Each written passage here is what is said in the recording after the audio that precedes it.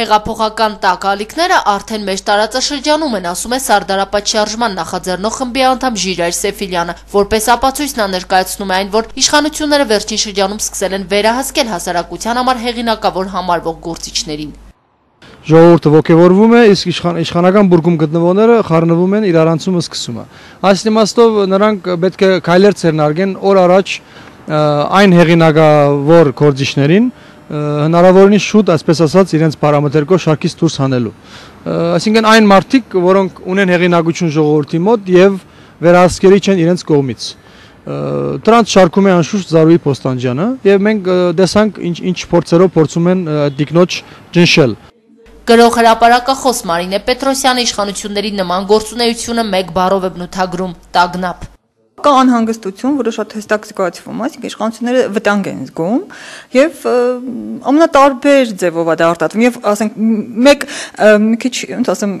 հետևողական չի այդ արձագանքը, ինչ որ գիծ չկա, մեկ հակառակը խստացնում են, մեկ հակառակը փորձում են մեղմ լինել, այսինքն նմանա խուճապի եւ նմանա ինչ որ տագնապի զգացումը, որ տագնապ կա իրանց մեջ։ Չկա մի օր, որ մայրաքաղաքում 4-5 տեղում բողոքի ցույցեր չկազմակերպեն, իշխանությունները անում են ամեն ինչ, որ այդ օջախները չտարածվեն։ Մենք պետք է հակառակն անենք, ասում է կինոռեժիսոր Տիգրան Խզմալյանը, մեկնաբանելով նաև վերջին օրերին իրենց մասնակցությունը ժողովրդական կուսակցության կազմակերպած հանրահավաքին։ Մենք գնում ենք մասնակցել ոչ թե Տիգրան Կարապետյանի կողքին կանգնելու, այլ այդ ժողովրդի կողքին կանգնելու։ Մարդիկ ովքեր քիթը բռնած ասում են, այս մեկը ով է կամ այն մեկը ով է, որ մենք գնանք այնտեղ կանգնենք, դա քաղաքական սնոբիստություն է։ Ասել ենք, որ մենք գնում ենք համախմբման եւ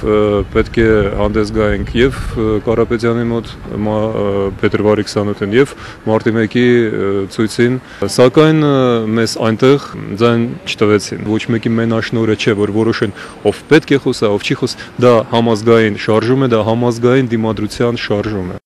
Այն օրերին, երբ ժողովուրդը ավելի պատրաստակամ է դուրս գալ փողոց, Հայ ազգային կոնգրեսի ղեկավարությունը անհասկանալի քայլերի է գնում։ Փոխանակեղափոխական այդ մանր օջախները մեկտեղելու փորձում են նեղ խնդիրներ լուծել, կամ ասենք օրինակ խոսել պահանջների լեզվով, ասում է Ժիրայր Սեֆիլյանը, անդրադառնալով հակառաջնորդի իշխանությունների ներկայացրած 15 կետից բաղկացած պահանջագրին։ Ընտրություններով նախ պետք է ցերբազատվել այս ռեժիմից, ոչ միայն հույսեր պետք չէ դարձել այս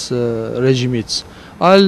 նույնիսկ պետք է այրել բոլոր գամուշները։ Եթե շարունակվում են լուծումներ փնտրել այն դրամապահությամբ, որ կարող են ինչ-որ բան առաջարկել նրանք կեսը գանեն, կամ չանեն, հետո ուրիշ բան առաջարկեն, եթե այս դրամապահությամբ լինելու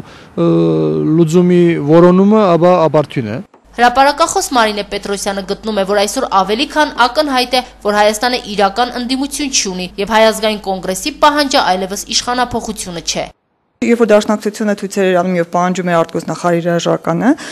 հայ-թուրքական հիշում եք դրա հետ կապված, այսպեսի մի հստակ ձևակերպում ուներ կոնգրեսը, որ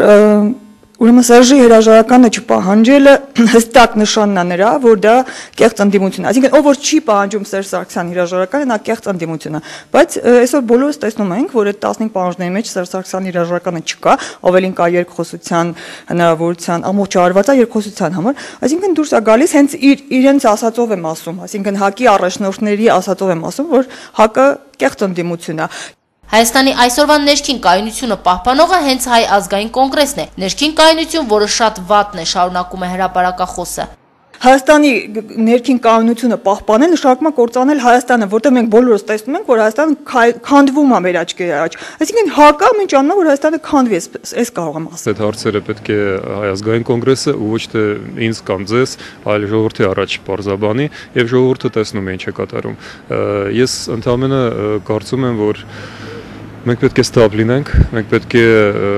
հույս ունենանք լավագույնի, բայց պատրաստ լինենք վատագույնին։ Եվ եթե մենք թույլ, հիմար եւ պարակտված լինենք, կլինեն գործարքներ, մեզ առանձին կբանտարկեն, կվախացնեն, դա չի լինի միայն, եթե մենք համախմբված լինենք։ Մինչև Հայ ազգային կոնգրեսի սահմանած 15-օրյա ժամկետի ավարտը, մինչև հաջորդ հանրահավաք մարտի 17-ին, ինչ զարգացումներ են ակնկալվում, ինչ կարող է տեղի ունենալ, հարցրեցի զրուցակիցներիս, գործարք կամ նախատեսվում է, կամ արդեն եղել է, ասում է հրապարակախոսը։ Ես կարծում եմ գործարքը երևի արդեն կատարվել է, տեսեք, այն է, որ ՀԱԿ-ը առաջիկա խորհրդանական ընտրություններում ստանա ձայներ։ Եթե կամ կարող արդեն կատարվել է, որ դրա համար ՀԱԿ-ը իրան այդպես պահում կամ շատ շուտով կկատարվի։ Քրիստինա Մկրտչյան, Տիգրան Գասաբյան, Համբարձում Պապոյան, Գալանյուս, Երևան։